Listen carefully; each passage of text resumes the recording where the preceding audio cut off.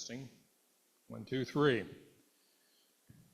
All right, hopefully we will conclude the study on Christian anti-Semitism today.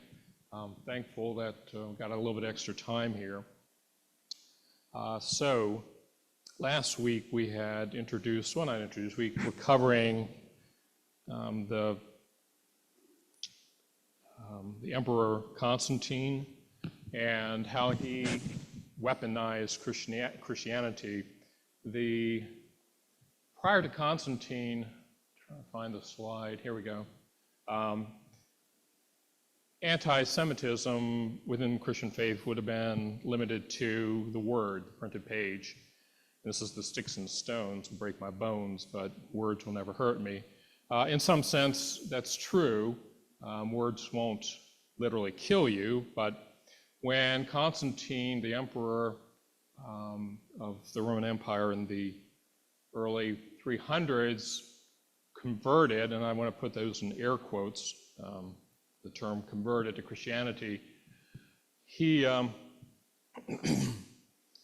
brought a new element into this discussion about Christian anti-Semitism, because now you have a Roman emperor who's wielding the sword of the state, and if he were to become anti-Semitic and take on this Christian animosity that has been for a few centuries been practiced on the page, if he were to take that and imbibe that spirit, it can be a lot more dangerous when that individual happens to be the most powerful man on the face of the planet.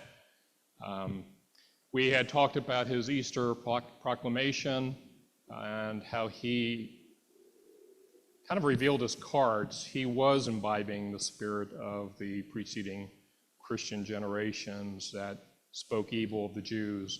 He called them dogs, murderers. We are not to have anything to do with the Jews. They're mad. So we now have a dangerous potential for danger. We're now going from words on a page to potentially using weapons to vent your anger toward the Jewish people. And we shared a little bit from the movie Constantine's Sword, where James Carroll, the author, was revisiting the first Crusader march toward the Holy Land, which started in, I believe, in Germany, and it came down the Rhine. The Crusaders were coming down the Rhine River, and they thought, well, we've got enemies in our own backyard, the Jews, living all along the side of the Rhine River, and they, with their Christian shields with the cross on it, came and destroyed the Jewish villages all up and down the Rhine River as they marched off into the Holy Land to kill the infidel Muslims. So we now have a much more dangerous phase within Christianity when we get to this topic of Christian anti-Semitism, which here's this, what I would call weaponization of the cross, and you can see this cross superimposed upon the sword superimposed upon the cross, and here you can't tell whether it's a cross or whether it's a sword. So Christian anti-Semitism, what we've been talking about for who knows how many months now, it sounds like it would be an oxymoron, but it's sadly not. It's a reality. So that was last week, and I wanted to kind of end the study on a more positive note, and I wanted to bring our community into the discussion. And I don't know how many of you know some of the things I'm going to share with you today. This may be the first time you've heard of these things related to our community. It should not come as any great news that the Christadelphians have historically favored the Jewish people and have long prayed for the peace of Jerusalem, and look forward to the restoration of Palestine as a Jewish homeland. And even as far back as 1874, you can find examples of this concern and hope within the Christadelphian community that we had for the plight of the Jewish people and their suffering. What you see on the screen here is the cover of the November 1874 edition of the Christadelphian magazine. Robert Roberts was the editor back in 1874. And in 1874, there was a famine going on in the land of Palestine. And this motivated a lot of Christadelphians in England to take up a collection of money to send to the poor Jews of Jerusalem. And on the inside cover, you'll find this news item. I think, next slide, please. Here we go. Dated October the 10th, 1874. It reads, so this is Robert Roberts writing to the editor of the Jewish Chronicle newspaper. He writes, "Dear sir, if it be not too late, I enclose a contribution in aid of the poor Jews who have been lately suffering from the effects of famine at Jerusalem. It is from a number of friends in Birmingham and elsewhere who have learnt from the scriptures of Moses and the prophets that the Jews are God's nation in the earth, and that though they be scattered and under affliction because of their sins in past times, through them will be manifested to the world the glory of God, and through them will be given to the world that perfect system of government which all human effort and human contrivance have heretofore and must forever fail to secure. The contributors of this money have also learned from the same source, under the guidance of a certain illustrious Jews whose names are famous in the world, to regard Jesus of Nazareth as the appointed instrument by which, at his reappearance shortly, this great work will be effected in the reorganization of the Israelitish nationality as the imperial headstone of the political world." Continuing, "Israel's unbelief on this head is to them a matter of sorrow, which, however, they accept it resignedly as a dispensation of Israel's God, and which they expect to be speedily terminated by the manifestation in unmistakable identity of him who, having been a stone of stumbling to Israel, will yet be to their glory and their joy. Accept on their behalf and be kind enough to transmit to its proper, I had a typo on my, to its proper channel their small offering to Israel's need in Jerusalem. For the God of Israel's sake, respectfully, gratefully, in the hope of Israel, Robert Roberts." Now the article doesn't mention it.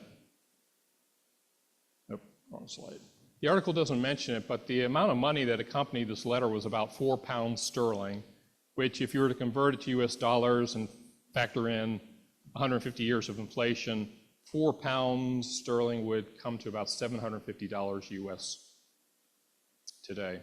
Now, it doesn't sound like a whole lot, but the following year, in 1875, steam picked up on this contribution drive, and a much larger collection was made.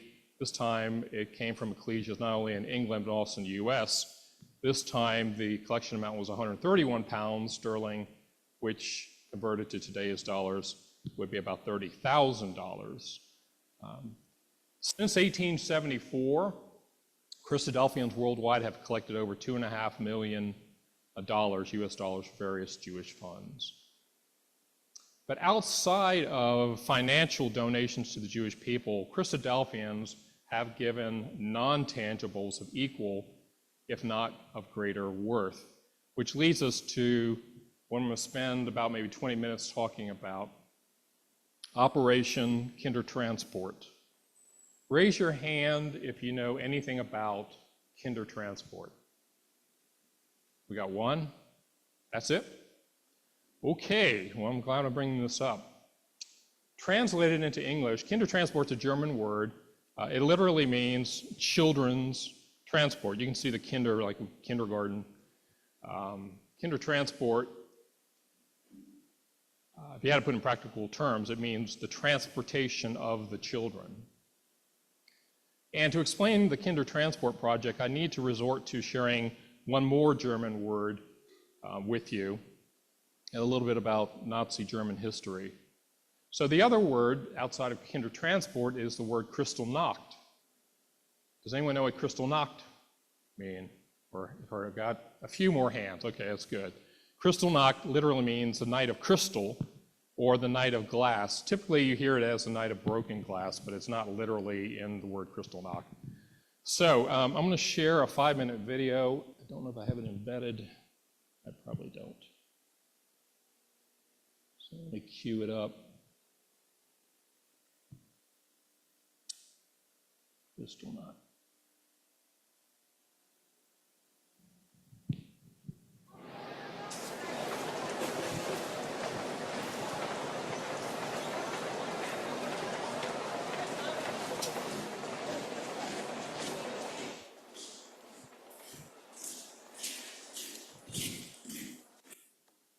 Well, it's strange, it's not picking up what's on the screen.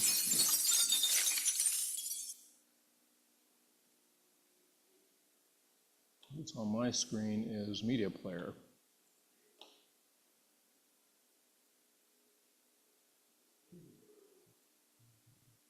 All right, let's try it again.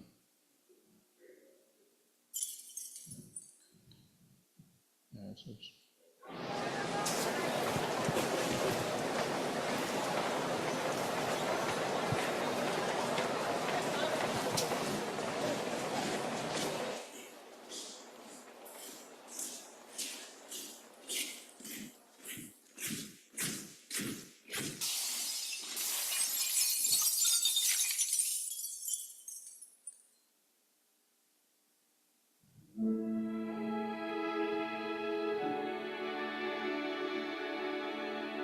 Kristallnacht, or the Night of Broken Glass, was the wave of violent anti-Jewish pogroms on November 9th and 10th of 1938. It took place throughout Germany, annexed Austria, and in areas of Czechoslovakia recently occupied by German troops.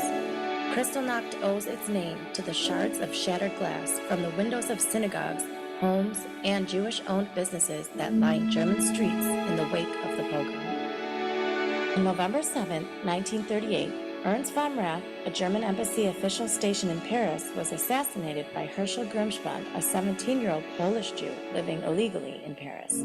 Grimspan revengefully shot the diplomat after witnessing the expulsion of not only his parents, but thousands of Jews of Polish citizenship living in the German Reich. Von Rath died on November 9, 1938. The same day, at a meeting of Nazi Party leadership, Propaganda Minister Joseph Goebbels, the chief instigator of the Kristallnacht pogroms, suggested that world Jewry had conspired to commit the assassination and ordered that any demonstration while not organized by the Nazi Party shall not be hampered. Newspapers reported otherwise. After Goebbels' speech, violence erupted in various parts of the Reich. Paramilitary, or SA, and Hitler Youth units throughout Germany and its annexed territories destroyed Jewish-owned homes and businesses.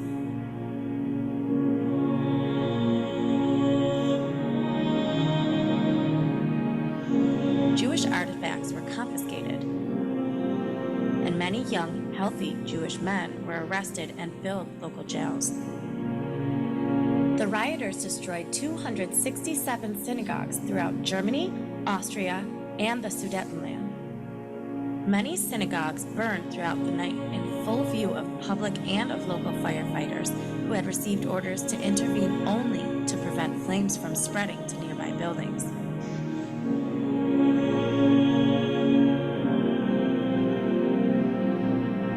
SA and Hitler Youth members shattered shop windows of an estimated 7,500 Jewish-owned commercial establishments and looted their wares. Jewish cemeteries became a particular object of desecration in many regions. Mobs of SA men roamed the streets, attacking Jews in their houses and forcing Jews they encountered to perform acts of public humiliation. Kristallnacht claimed the lives of at least 91 Jews. As the pogrom spread, units of the SS and Gestapo, the secret state police, arrested up to 30,000 Jewish males and transferred most of them from local prisons to Dachau and Buchenwald, as well as other concentration camps. In the immediate aftermath of the pogrom, measures were introduced to eliminate Jews and perceived Jewish influence from the German economic sphere. The German government announced that the Jews were to blame for the pogrom, imposing a fine of 400 million US dollars on the German Jewish community. German education officials expelled Jewish children still attending German schools. The German government announced laws that enforced Aryanization policy, the transfer of Jewish-owned enterprises and property to the Aryan ownership. The events of Kristallnacht represented one of the most important turning points in Nazi anti-Semitic policy. The Nazi regime moved eventually towards policies of forced immigration and finally toward the realization of a Germany free of Jews by deportation of the Jewish population to the East. It is important to understand and remember these events. It is also important to honor those that lived and died during these destructions. So we'll end it there.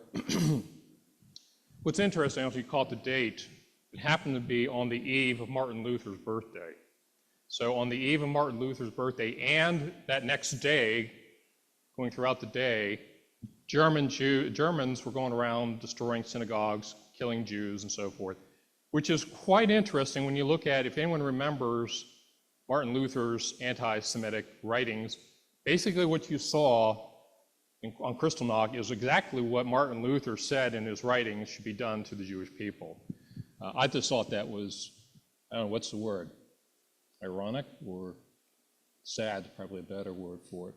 So that is the introduction to Kindertransport, because that happened in November 1938, and word got out across the globe of the plight of the Jewish people. And in England, there was a desire to try to help the Jewish people. And there was a short time period from Kristallnacht until the outbreak of World War II, which was in September the following year. So you're talking about 9, 10, maybe 11 months at most that the Kindertransport program was in place. So what is Kindertransport? Well, it says the transportation of the Jewish people. Why I bring this whole thing up is because how the Christadelphians figure into this. So this is going to be a 19-minute long video. And it's self-explanatory. I became thoroughly English, thoroughly Christadelphian, and I think back now, what a basis this gave me for my adult life. These children clearly were saved from death. The Kindertransport made all the difference in the world between life and death. I was very happy about it because I was part of it. Except I missed my parents. Never saw them again.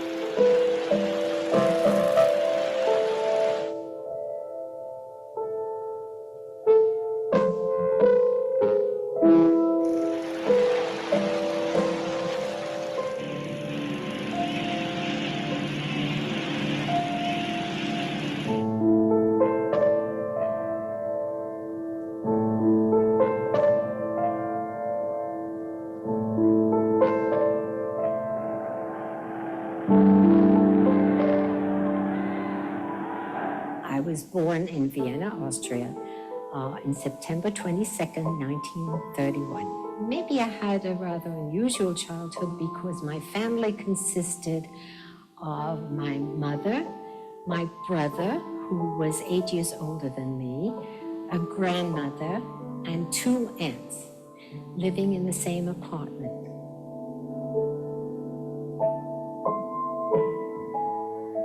I started to sense a peculiar feeling of discomfort and fear, which I was beginning to absorb. The next day, when I went down with my mother to the park, I went to sit on the bench for something, and she gripped my hand so hard, I thought she was going to break it. And then I saw this sign on it, you know, no Jude. And I said, what is this?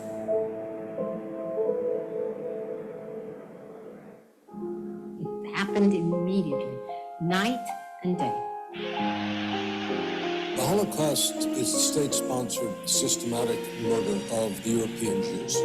And the Germans called it the final solution because once you murder all of the Jews, there is no Jewish problem, there is no Jewish question after that.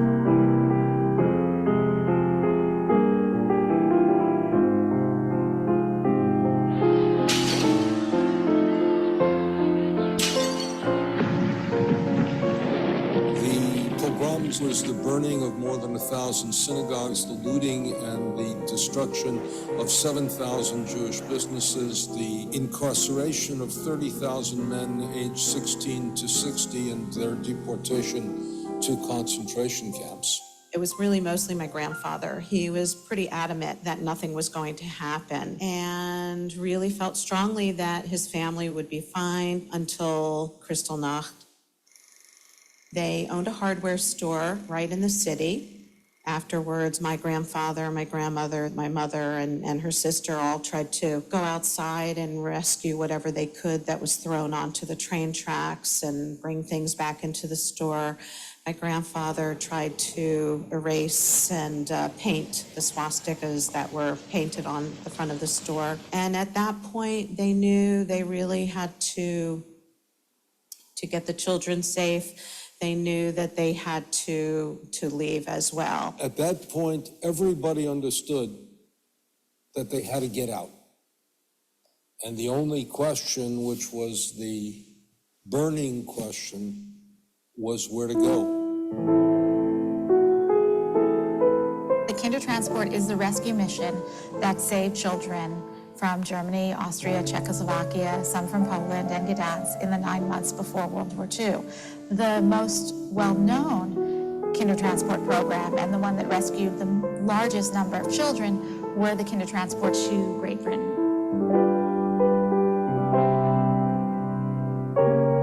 In Britain, members of Parliament got up to say, what can we do? We see what's going on in Europe. This is terrible. We're obviously not going to help everyone, but what can we do to help children, the innocent children who are living in these terrible conditions? They can't go to school, their parents are being arrested. What can we do to help the children? And that, which was an expression, a wild expression of violence, which could not be ignored internationally, was what led to the Kindertransports.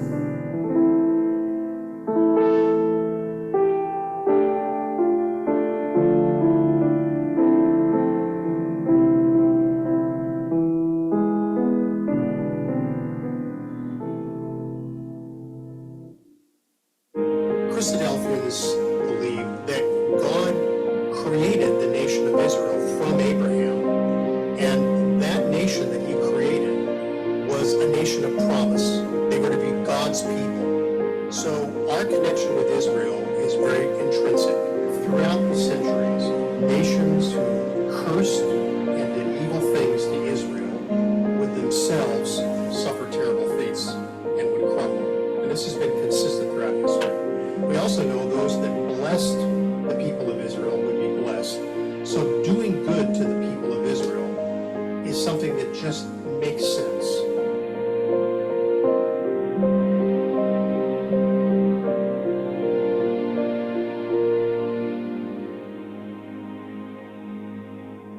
The relationship of the Christadelphian with the Kindertransport was part and parcel of our focus on the success of the Jewish nation. And as soon as the Kindertransport was established, Alan Overton took upon himself to encourage and support the placement of the Jewish children in homes of Christadelphians.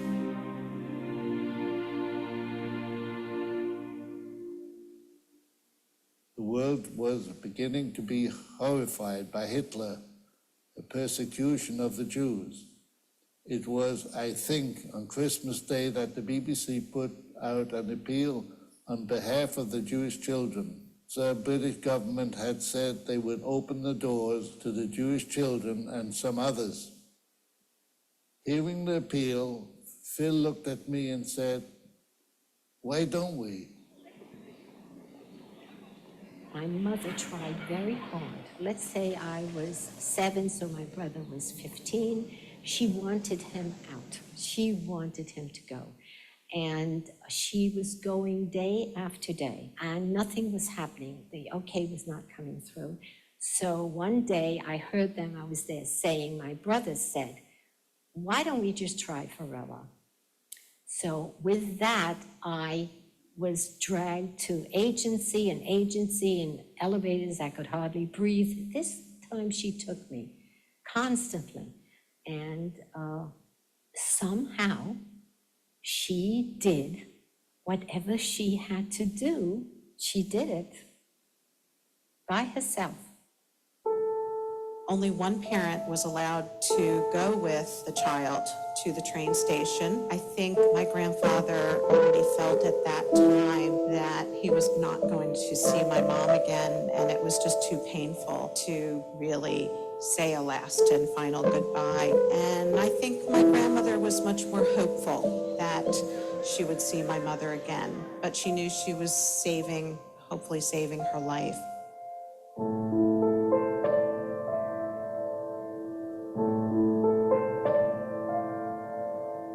One of the things we have to understand profoundly about Kindertransport is the drama within the life of the parents. What would it take for me to give up my children with the knowledge that I may never see them again? For German, Austrian, and Czech Jews, the ultimate act of love was to give the children away, to send them into the arms of strangers, and that was the ultimate act of love. My parents planned to send us away, and they were telling us that we're going to be going to the Whitakers with most children. They had photographs, and they sent them to Bloomsbury House, the committee there in London, and they sent them to people's homes, like the Christadelphians. They looked at the photographs, and Whitakers probably thought we were cute kids, so they took us in.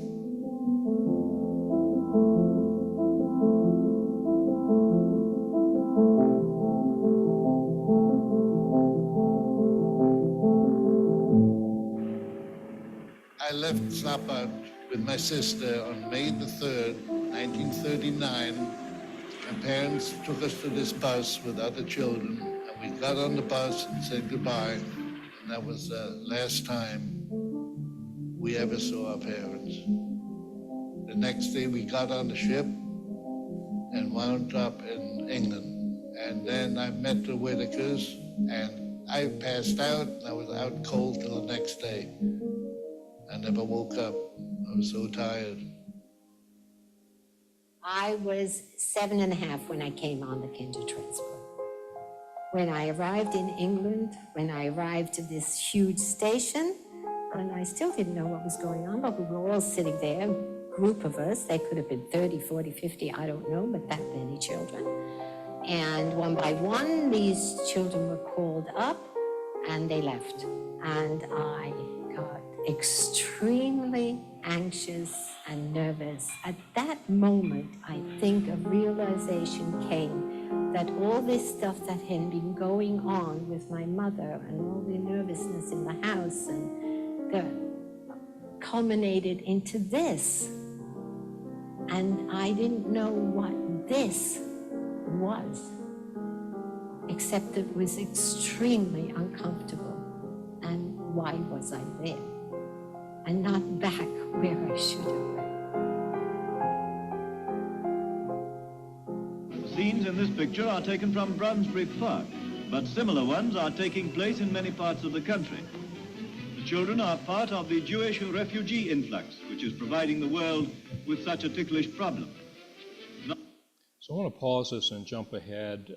There's another child I want to introduce you to as part of the rescue mission.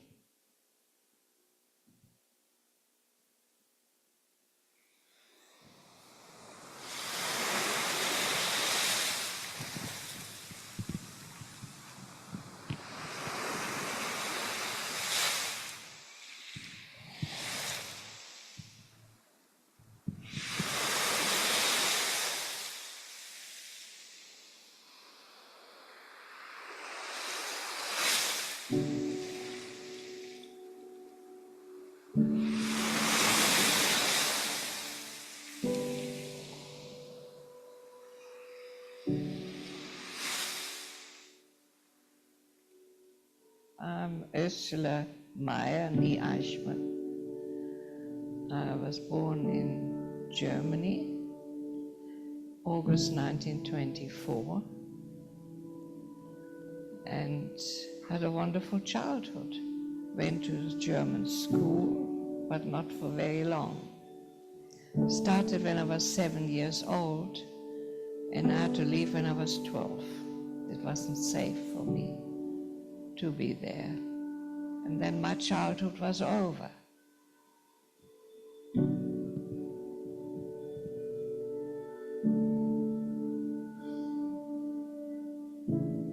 For the sake of time, I'm going to jump ahead. She got fostered by a Christadelphian couple named the Sawyers.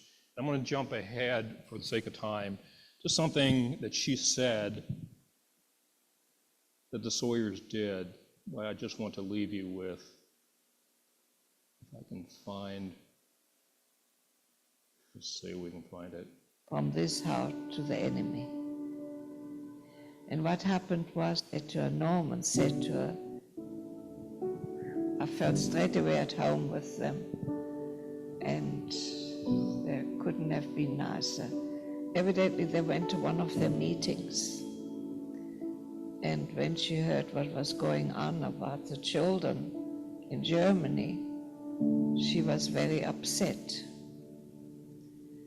And her husband said to her, Norman said to her, would you feel better if you take a child?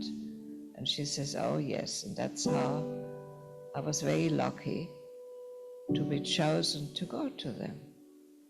Norman Sawyer, he was an executive. I think he gave us a wonderful life there.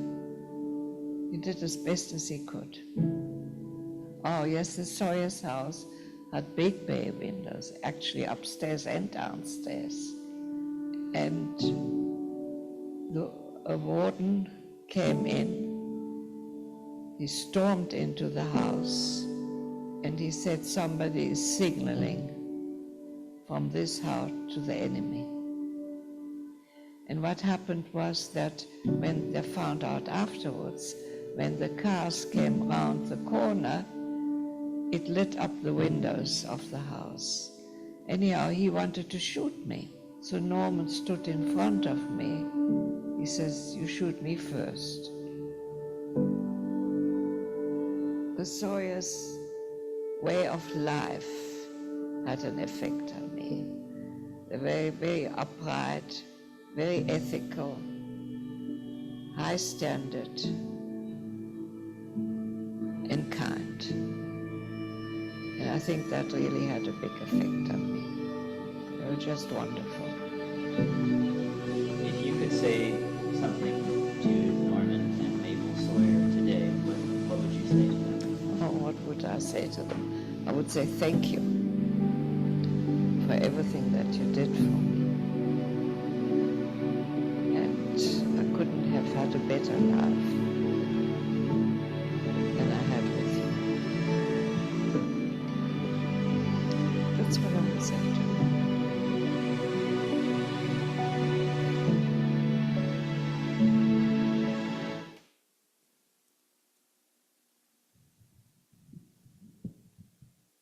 So that's Kindertransport. Hopefully you've gotten a bit of a taste. I don't know how I got into this mode.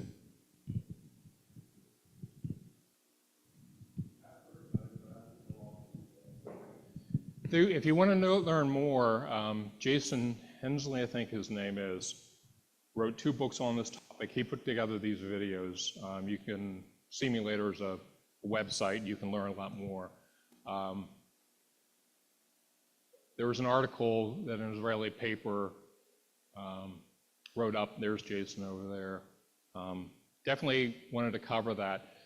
I was going to share this poem with you, but for the sake of time, I'm going to skip it. But I'll give you the sense of this poem. It talks about, I'd rather see a sermon any day, I'd rather see a sermon than hear one any day. I'd rather one should walk with me than merely tell the way. And it goes on for several stanzas talking about we need to express our theology through our actions.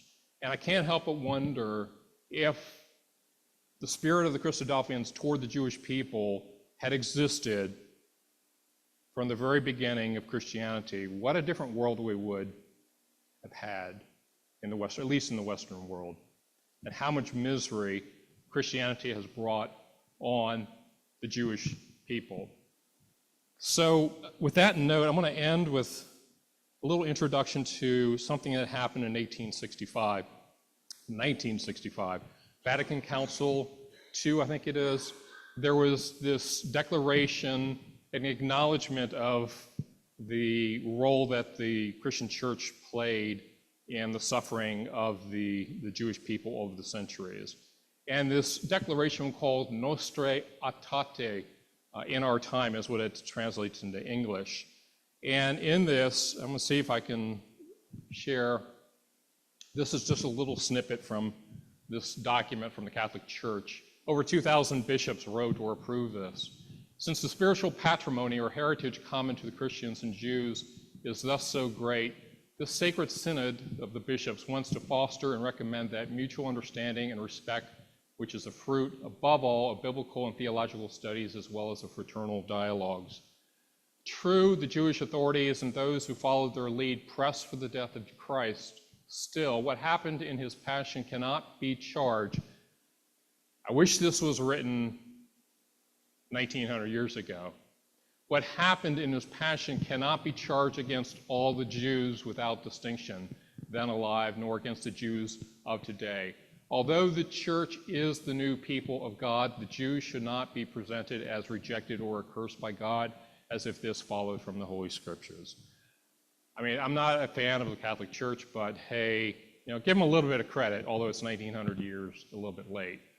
Prior to the declaration, basically almost on his deathbed, Pope John the 23rd wrote this, which I think is extremely insightful.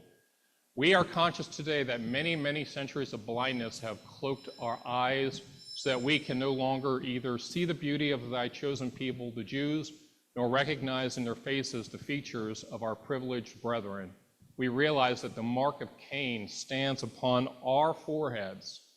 Across the centuries, our brother Abel has lain in the blood which we drew or shed, the tears we caused by forgetting thy love.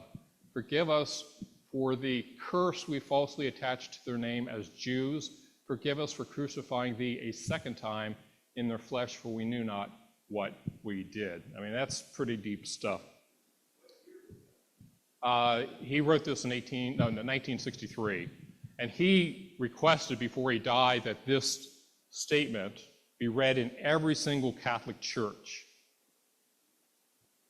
Again, a little bit late, but hey, I'm going to give him credit. What's interesting about this, if you note here this reference to the blindness have cloaked our eyes, what came to my mind, perhaps you did if you can remember, our friends Ecclesia and Synagoga, and how Synagoga was always betrayed with either a blindfold or in this case, with a serpent wrapped around her head, meaning the Jewish people were blind to what they did. And here we are with the Pope saying, we were blind in what we did. Now, with that thought, I'm going to share one video, last video, it's only 2 minutes. And it's interesting because it focuses on this idea of art. And here, there's going to be an attempt to do some penance within the Catholic Church. What you're going to see, for the most part, is it took place outside of Atlanta. There was a Catholic college, and they decided to put some artwork in tribute to this newfound realization of how the Catholic Church has been responsible. So 2 minutes, and we'll be done.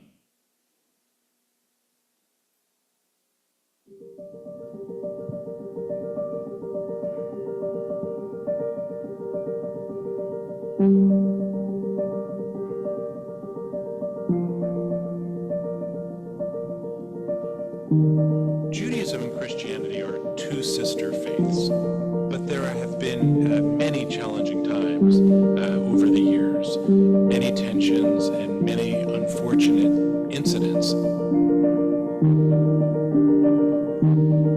I've been teaching the history of the Holocaust here at Marist now for nearly 30 years.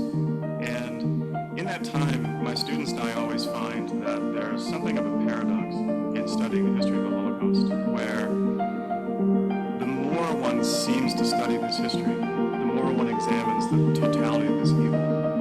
In fact, the less one understands.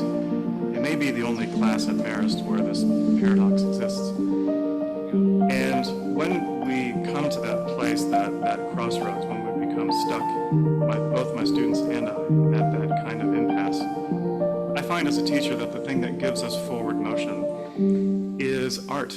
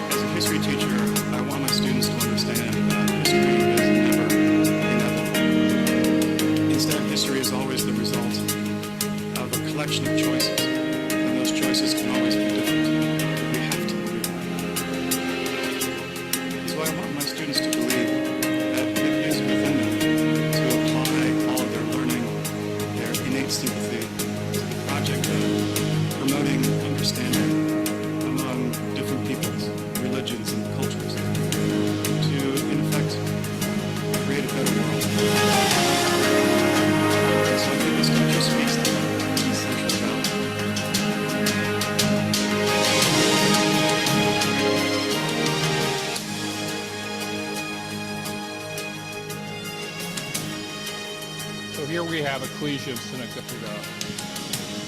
in a 21st century setting. The attempt is to learn from each other as opposed to demonizing each other.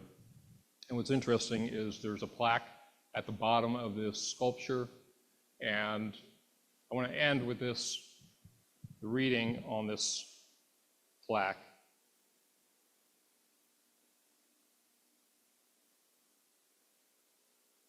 If I can find it. All right, we at Marist School bear witness to the call God makes to Jews and Christians to embrace the virtue of solidarity and compassion. May this space awaken in our hearts a desire to apply our learning, insight, and innate sympathy to promote understanding among different peoples, religions, and cultures. So hopefully the past weeks, months, has given you a little bit of insight of how the Christian church has been responsible for so much misery within Judaism, within the Jewish world. And it's kind of nice, I think, to end with a positive upbeat note here, how Christians have finally come, sad it took a Holocaust to make us realize this, but how the church has played a role in the sufferings of the Jewish people. And there's slowly signs that were not us as Christadelphians, but Christians as a whole are taking responsibility and acknowledging their role through the centuries. So with that, we'll end the class. Thanks for allowing me to go a little bit over.